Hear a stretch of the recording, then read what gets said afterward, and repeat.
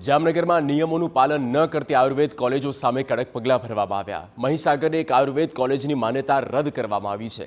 એક સાથે 8 આયુર્વેદ કોલેજની 57 સીટ કપાઈ। ગુજરાત આયુર્વેદ યુનિવર્સિટી હેઠળ 32 કોલેજ કાર્યરત છે। યુનિવર્સિટી દ્વારા રાજ્યભરની તમામ કોલેજોમાં ઇન્સ્પેક્શન કરવામાં આવ્યું હતું। 8 કોલેજોમાં નિયમ અનુસાર કાર્ય ન થતું હોવાનું સામે આવ્યું।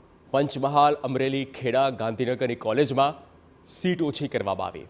મહેસાણા, સુરેન્દ્રનગર, રાજકોટની કોલેજોની સીટ પણ કપાઈ ગઈ છે।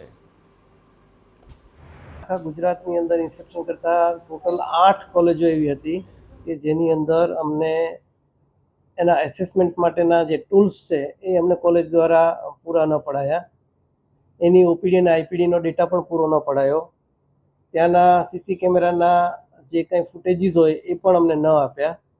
અને એમની ઇન્સ્ટિટ્યૂટની અંદર ઓન પેપર ટીચર્સ હોય એવી શક્યતા પણ ઇન્સ્પેક્શન દરમિયાન અમને લાગી।